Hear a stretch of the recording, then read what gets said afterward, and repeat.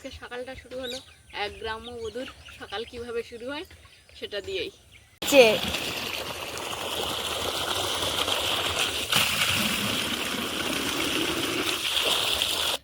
এই যে আমাদের যে ঝড়ে তাঁবুটা নষ্ট হয়ে গেছে, ওই ঝড়ে সব পড়ে আম কাটতে কাটতে দেখি ভাত হয়ে গেছে, এখন ফ্যান ঝাড়াতে দিয়েছি।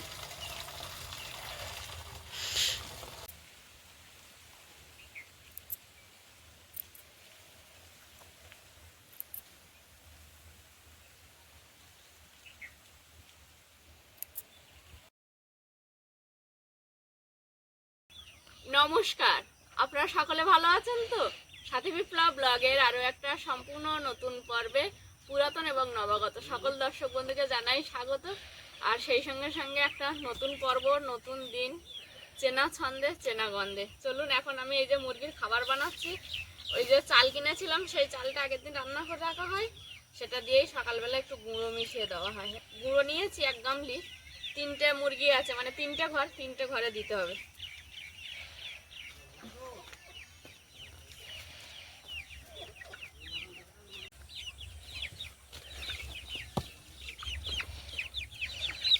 এই যে 5 দিন মধ্যে থাকে আমাদের সেই ছোট মুরগিগুলো। এই সাইডে ছোট মুরগি, মাঝখানে বড় মুরগি, তার মাঝখানে মেজো মুরগি।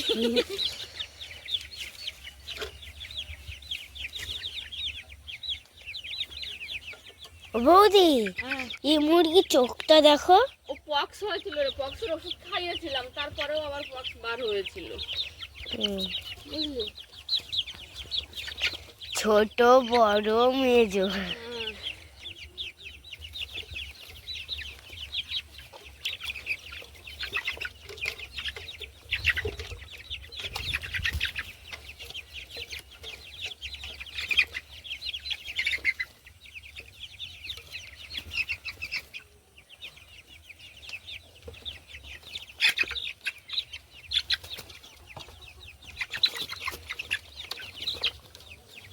ওরা শুধু কেমন ছটফট করতে দেন কিন্তু খাবার দেখে, দেখেছিস?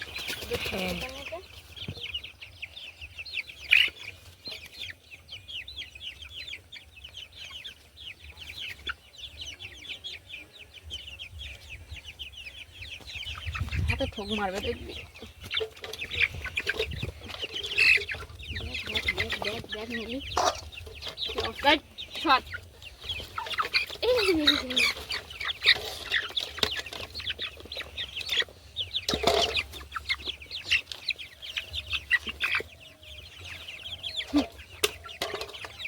বাইরে আসার জন্য কি করছে? হ্যাঁ,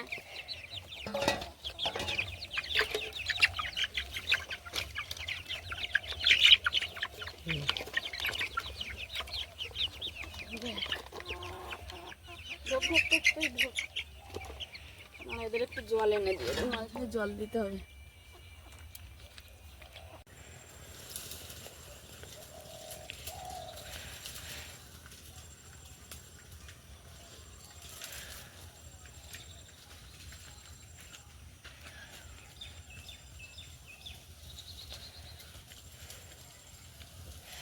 ছুটতে আর পেশাও দেখো কি করছে।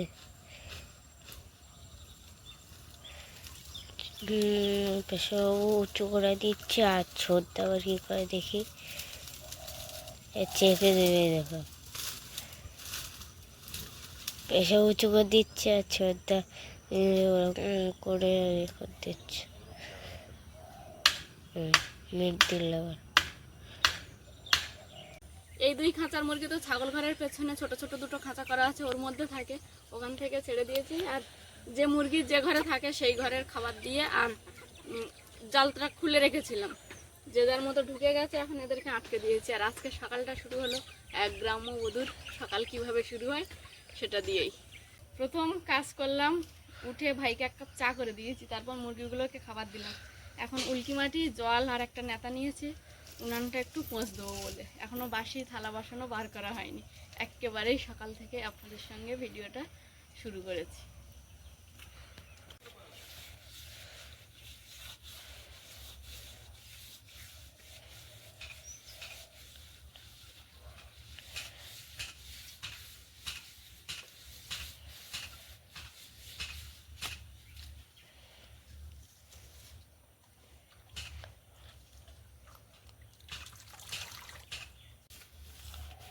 উনানটা পোঁছ দিয়ে নিয়েছি, আর যেটুকানি জল মাটি আছে এটা রেখে দেবো, এঁটো বাসন টাসন বার করে এঁটো জায়গাটা পোঁছ দিয়ে নেব।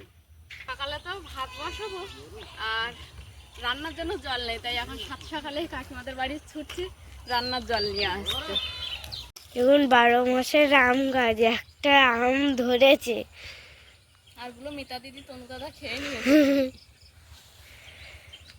ওই একটাই রেখেছে। আর ওদিকে আবার দেখ মুকুল এসছে আমি উপরে রাস্তায়, আমি বাড়ি থেকেই ধুয়ে নিয়ে আসি। আজকের আর সময় সুযোগ হয়নি, গতদিন বিদ্যাধরপুর থেকে ফিরেছি, আর আমি জার্নি করলে একটু টায়ার্ড হয়ে পড়ি, তাই আর সেইভাবে কোনো কাজকর্ম করিনি। মাও বাড়ি নেই, আর মা খুব একটা বেশি এইসব কাজগুলো করতেও পারে না। আমি না থাকলে মা যেগুলো না করলে না সেগুলোই শুধু করে। আর তারপরেও মাও কালকে বার হয়েছে বিদ্যাধরপুরের উদ্দেশ্যে, মা সমস্ত রান্না বান্না করে রেখে গেছে, জানে আমি আসলে পারবো না, তাই আবার সব কিছু গুছিয়ে রেখে তারপর সে বাড়ি থেকে বার হয়েছিল। আর কালকে ফিরে এমনি শরীরটা একটু ভালো লাগছিল না, মন মাথাও খারাপ ছিল, তাই কোনো কাজ করিনি। ভেবেছিলাম আজকে সকাল থেকে আবার রোবটের মতো পুরো কাজ শুরু করব।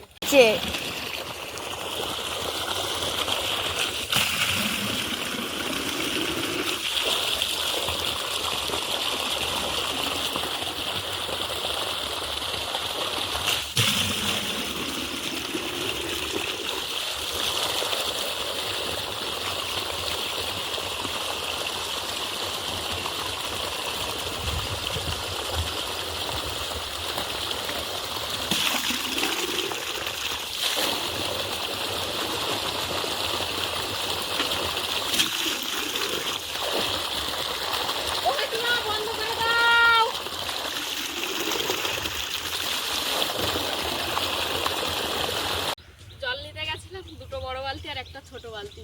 ছোট বালতিটা এখন নিয়ে যাচ্ছি ভাত বসাবো সকালে, আর বড় বালতিটা ওখানে রেখে দিয়ে আসি। দুটো বড় বালতি অল্প অল্প করে ছোট বালতিতে করে বারে বারে নিয়ে আসি। এই গামলিতে কিছুটা পরিমাণে চাল আলু নিয়ে আসছি, আলু সেদ্ধ ভাত করব। আর এই হাতে একটা বাটিতে একটু আমার মহারানী মিলিয়ে এসছে, তার জন্য টিফিন নিয়ে এসছি। ওর বড়দা যে চিড়ে ভাজাটা পাঠিয়েছিল সেই চিড়ে ভাজা নিয়ে মিলিয়ে এটাতে বসে বসে খাবি, ততক্ষণ ভাতটা বসিয়ে নিই। এদিকে আমি উনান ধরিয়ে একদিকে ভাত আলু সেদ্ধ বসিয়েছি, আর একদিকে একটু হলুদ দিয়ে সামান্য একটু লবণ, তার সঙ্গে চাল আর জল একসঙ্গে দিয়েছি। এটা মুরগির খাবার হবে। আর উনানের জ্বালে তো রান্নার মজাটাই আলাদা। বেশ একবার যদি উনানটা ভালো করে ধরে ওঠে তাহলে রান্না করতে বেশিক্ষণ সময় লাগে না। গাছে তো যে হারে আমের ফুল এসছিল সেই হারে নেই, কুয়াশায় প্রচুর নষ্ট হয়ে গেছে। তারপরে যে কটা আম ছিল মোটামুটি এই যে আমাদের যে ঝড়ে তাঁবুটা নষ্ট হয়ে গেছে, ওই ঝড়ে সব পড়ে গেছে। তো এই আমগুলো আমি আসার আগে বাবা গাছতলা থেকে কুড়িয়ে রেখেছিল, সেগুলো আজকে দেখি একটু হালকা করে রোদে দিয়ে যদি আচার করে রাখতে পারি অল্প আমি। তো এই আমগুলো এখন নিয়ে বসে পড়েছে। ওদিকে ভাত ফুটে উঠেছে, আর ভাত বসিয়ে দিয়ে মিলি ওদিকে তো টিফিন করছিল, ততক্ষণে আমি বাসি থালাগুলো ঘাটে রেখে এসেছি। এটো জায়গাটা একটু পোঁছ দিয়ে নিয়েছি, নিয়ে এখন ভাত ফুটে উঠলে ফ্যান ধরিয়ে তারপর এগুলো ধুতে যাব। ততক্ষণে আমি এই আমগুলো কেটে নেব।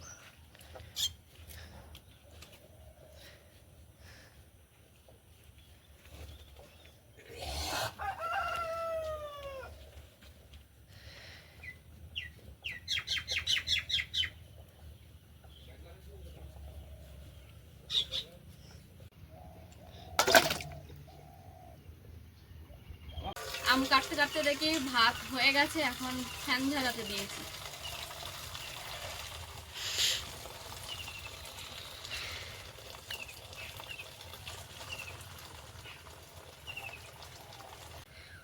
ফ্যান ঝাড়ানো হয়ে গেছে, এবার অল্প একটুক্ষণ উনানের উপর বসিয়ে রাখবো।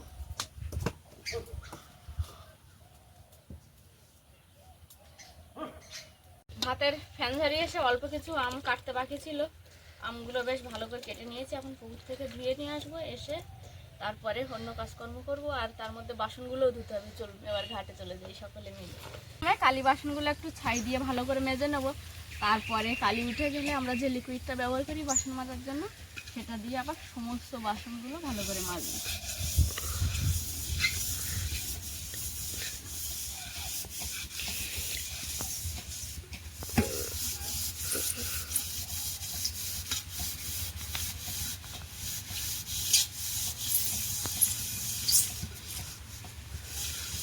কালি বাসনটা ছাই দিয়ে মেজে নিয়েছি, এবার একটু জলে ভিজিয়ে রাখবো, আরও একটা কড়াই আছে ওটা মেজে নেবো, তারপরে লিকুইডটা ব্যবহার করবো। কালি বাসনগুলো মাজা হয়ে গেছে, এবার লিকুইডটা একটা বাটিতে নিয়ে নিলাম, নিয়ে এবার মাজতে শুরু করবো লিকুইডটা দিয়ে।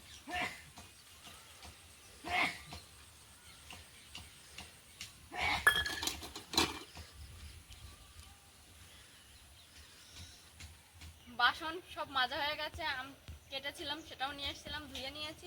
এখন একে একে সব ঘরে তুলবো।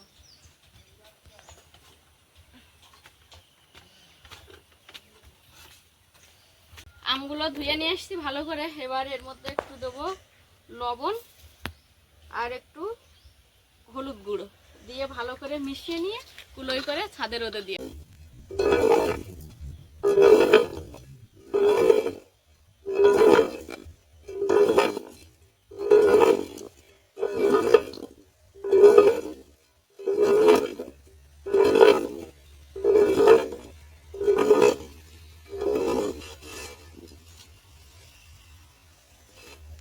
লবণ হলুদ আম একসঙ্গে করে ভালো করে মিশিয়েছি। মিশিয়ে নেওয়ার পর এবার এই যে কুলোয় ঢেলে দেবো, দিয়ে আর ছাদে রোদে দিই। চল মিলি ছাদে যাই।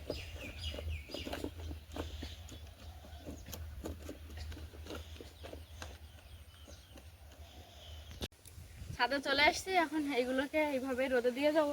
তবে আমরা আম শুকোতে দিতে আসছি দেখে হয়তো সূর্যদেব মেঘের আড়ালে মুখ লুকিয়ে নিয়েছে। এতক্ষণ কিন্তু বেশ ভালোই রোদ ছিল বল মিলি, এখন একটু মেঘ মেঘ মতো মনে হচ্ছে না? চল। আজও ওয়েদার খুব একটা ভালো না, মেঘ মেঘ হয়ে আছে, মাঝে মাঝে একটু করে মুচকি হাসি দিয়ে সূর্যদেব উদয় হচ্ছে, আবার কখনো গম্ভীর হয়ে মেঘের আড়ালে লুকিয়ে যাচ্ছে। সেই সঙ্গে সঙ্গে একটু হাওয়া আছে, তবে আগে যে ঝোড়ো হাওয়াটা হচ্ছিল সেটা কমে গেছে, হালকা হাওয়া আছে। সেই সঙ্গে আরও একটা জিনিস যেটা দেখলে দু চোখ ভরে যায়, আমাদের এই খালের ঢেউ।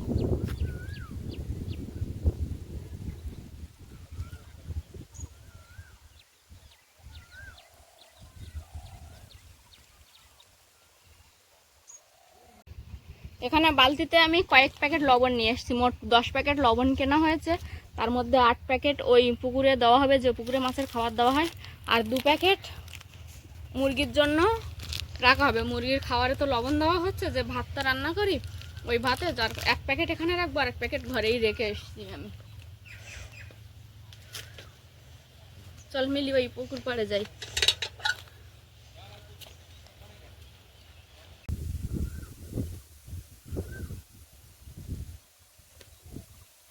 সকালবেলার খাওয়া দাওয়া সেরে নিয়েছি মিলি সহ আমরা বাড়ির 3 জন।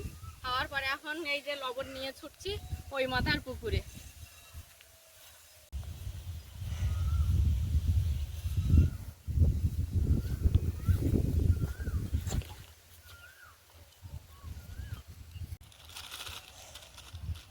বালতিতে করে লবণের প্যাকেটগুলো বয়ে নিয়ে এসেছি, এনে এখানে ঢেলে দিয়েছি। প্যাকেটগুলো ছিঁড়বো, ছেড়ে বালতির মধ্যে সব লবণগুলো নিয়ে নেব।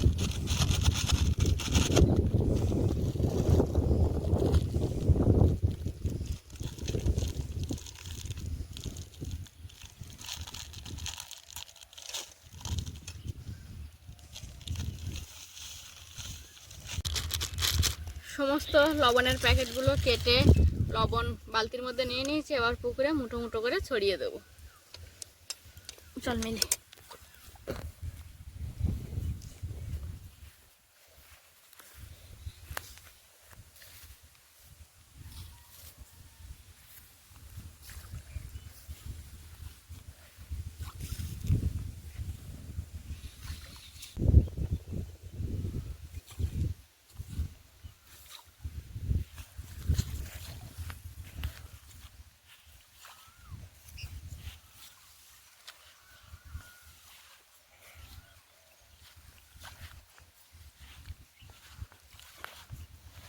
বৌদি নুনগুলো দিলে কি হয়? মাছের হজম শক্তিটা বাড়ে, আর সঙ্গে হচ্ছে জলটা একটু দুধ নুনতে হবে, এটা তো পুরো মিষ্টি জল, মাছটা বৃদ্ধি হয় না। ডাকছো কি? ডাকছে দেখেছি। হ্যাঁ,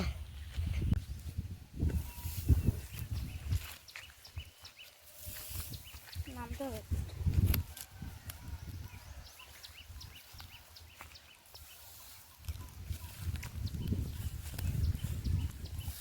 লবণ দেওয়া বাটিটা তুলব।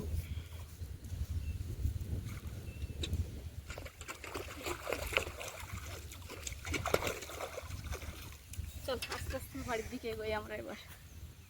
যে রাতের ঝড়ে আমাদের তাঁবুটা ছিঁড়ে গেছে, ঠিক সেই রাতের ঝড়ে এই যে ছানলারও এক পাল্লা করে যে ছাউনি ছিল নারকেল পাতার, সেই ছাউনিটাও উড়ে চলে গেছে, যে কারণে এখানে আর এখন রান্না করা সম্ভব হচ্ছে না। আর তাছাড়াও হাওয়া হচ্ছে প্রচণ্ড, বৃষ্টিতে এখন আমি বাড়িতে এসেছি জাস্ট, কিন্তু গুছিয়ে উঠতে পারিনি এগুলো, যে কারণে এখন ঘরেই রান্নাটা হচ্ছে। সকালে খাওয়া দাওয়া করে আমি আর মিলি গেছিলাম পুকুরের ওই পুকুরটায় যেখানে মাছের খাবার দেওয়া হয়। গিয়ে দেখলাম মাছের খাবার নেই, কয়েকদিন আগে দিয়েছিলাম, খেয়ে নিয়েছে। আর একটু পুকুরটায় লবণ ছড়িয়ে দিয়ে এসেছি, আর এসে দেখছি ভাই বাবার মাথায় এদিকে চুল কেটে দিচ্ছে।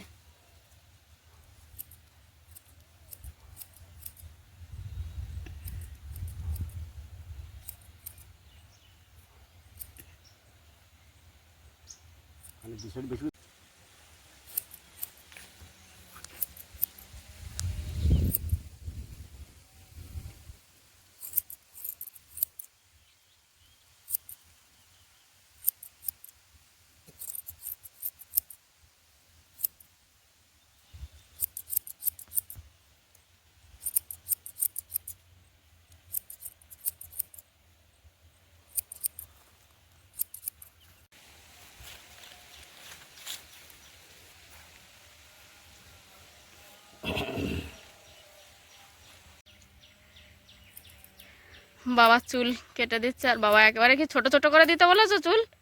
এখন গরম পড়ে গেছে, ছোট হলে ভালো।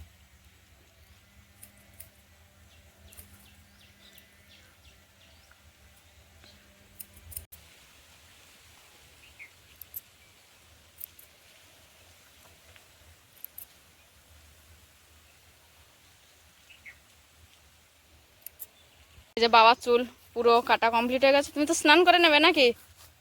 হ্যাঁ, স্নান করতেই তো হবে, কারণ গা চুল কামে। গায়ে চুল পড়েছে। এরকম ছোট চুল কাটা খুব ভালো, আমার পক্ষে ভালো, ছোট হলে ভালো। চুল কাটার পরে ঘাড়ের দিকে যে ছোট ছোট লোমগুলো থাকে সেগুলো আবার ব্লেড দিয়ে ভালো করে পরিষ্কার করে দিচ্ছি। আর বাবার কাজ তেমনি সবসময় ফিনিশিং, এগুলোকে ঠিক না করে দিলে বাবার ঠিক আবার মনোপুত হয় না যে কোনো কাজ। একবার ফিনিশিং যেটা বলে সেইটা চাই বাবা সবসময়।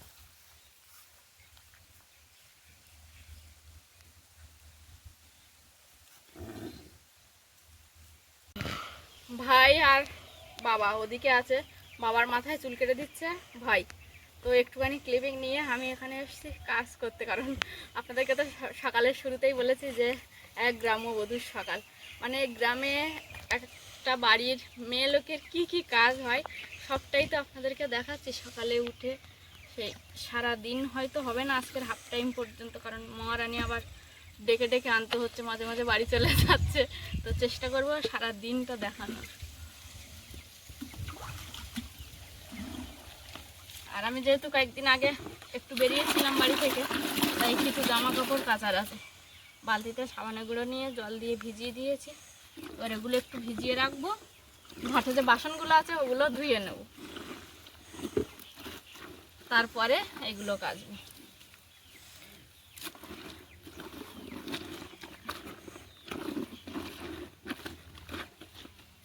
এগুলো এখানে ভিজতে থাকে। সকালে খেয়ে এঁটো থালা এই ঘাটে ভিজিয়ে রেখে অন্যান্য টুকিটাকি এদিক ওদিক একটু ঘুরে নিলাম, তাহলে কী হলো এঁটোটা ভিজে গেল, মাছলে সহজেই উঠে যাবে।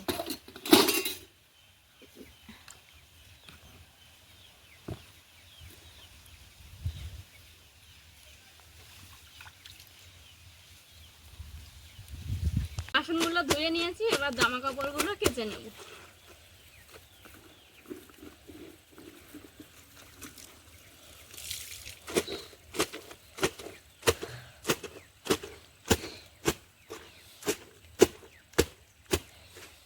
জামা কাপড়গুলো কেচে নিয়েছি ভালো করে, এবার ধুয়ে নিই।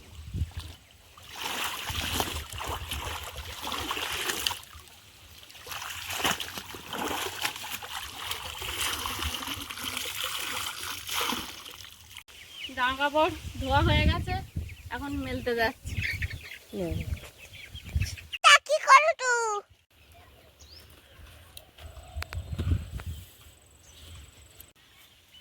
তো বন্ধুরা, এক গ্রাম্যবধূর সকাল যে পর্বটা শুরু করেছিলাম আপাতত এখানেই রেখে দিচ্ছি। আমার মহারানীর প্রচণ্ড পরিমাণে গরম লাগছে, সে ক্যামেরা ধরতে পারছে না, হাওয়ায় গিয়ে বসে থাকছে। তো যাই হোক, আজকের পর্বটা আপাতত এখানেই। আর এতক্ষণ ধৈর্য ধরে দেখার জন্য আপনাদের সকলকে জানাই অনেক অনেক ধন্যবাদ। দেখা হচ্ছে আগামীকাল দুপুর বেলা 1টার সময় ঠিক এই একই প্ল্যাটফর্মে সাথী বিপ্লবের সঙ্গে। আর আমার সকল বয়োজ্যেষ্ঠদেরকে জানাই অনেক অনেক প্রণাম, সমবয়সীদেরকে জানাই ভালোবাসা, ছোটদেরকে জানাই আদর ও স্নেহ। আরও একটা কথা যেটা আমি সবসময় বলে থাকি, সাথী বিপ্লব ব্লগের সঙ্গে আপনারা সব সময় জুড়ে থাকুন। আর আপনারা আছেন বলেই আজ সাথী বিপ্লব একটু একটু করে এগিয়ে যাচ্ছে। তো নমস্কার, দেখা হচ্ছে আগামীকাল।